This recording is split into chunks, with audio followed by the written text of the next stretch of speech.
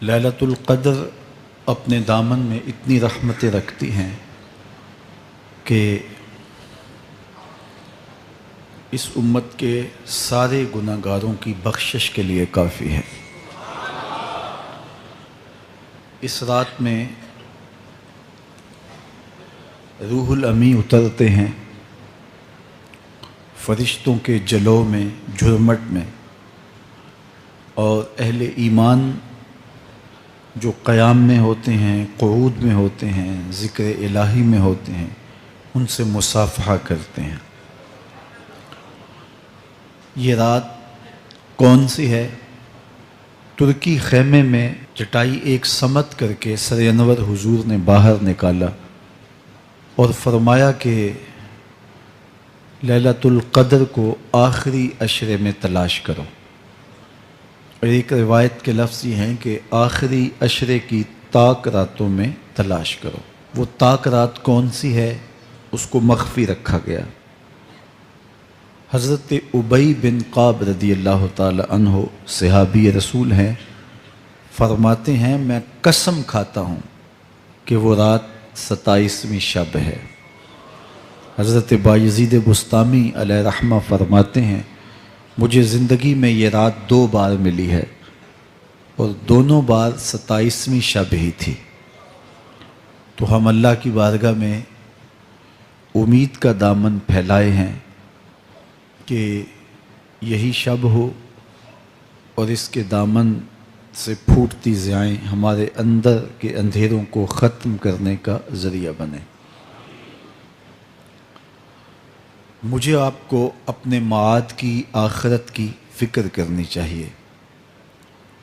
یہ راتیں آتی ہیں اور چلی جاتی ہیں، اور ایک وقت آئے گا کہ یہ راتیں آئیں گی اور ہم نہیں ہوں گے۔ کتنے لوگ ایسے ہیں جو پچھلے سال تھے لیکن آج نہیں ہیں، ان سے گزشتہ سالوں میں تھے، آج نہیں ہیں۔ تو اللہ ہمیں ہر سال یہ رات مبارک کرتا ہے، نصیب ہوتی ہے۔ اللہ آپ کی قسمت میں ایسی بہت ساری راتیں نصیب کرے، لیکن بہرحال ایک وقت ایسا آنے والا ہے کہ یہ راتیں تو آئیں گی لیکن ہم موجود نہیں ہوں گے۔ تو یہ جو میسر راتیں ہیں، ان کے دامن سے پھوٹتی ضیائیں ہمیں اپنے اندر سمو لینی چاہیے کہ ہم دنیا پہ نہ بھی ہوں گے تو یہاں سے جو ہم نے نور لیا ہوگا وہ قبر میں بھی چراغاں کرے۔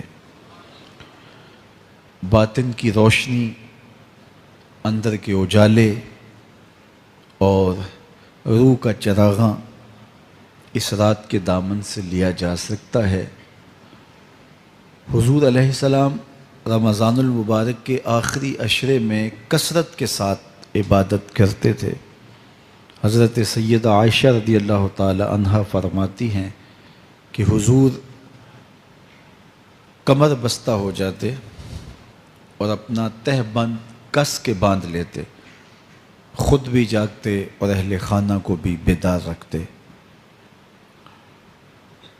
زندگی میں یہ ساعتیں جو ہمیں مقسوم ہوئی ہیں، یہ سعادت بری ساعتیں ہیں۔ پچھلی امتوں کے حصے میں اس طرح کے لمحات کب آئے ہیں؟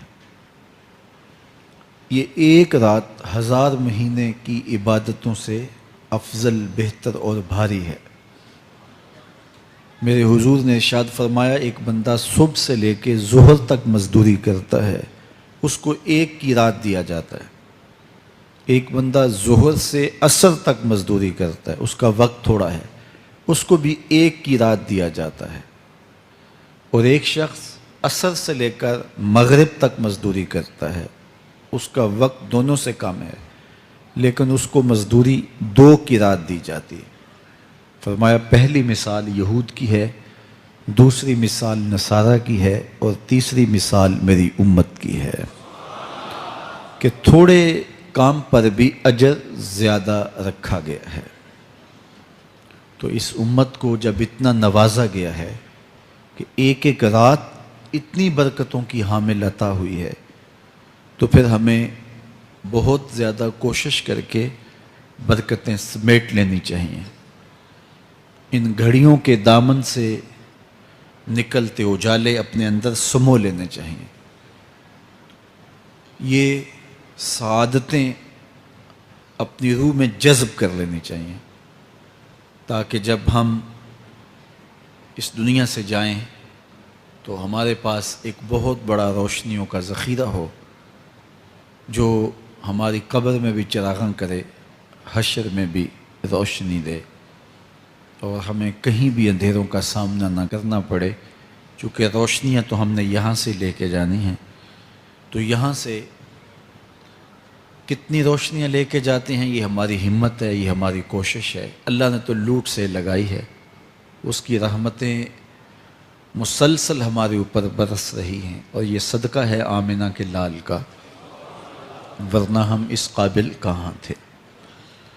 تو میں اللہ کی بارگاہ میں آپ سب کے لیے دعا گو ہوں، آپ میرے لیے دعا گو ہیں۔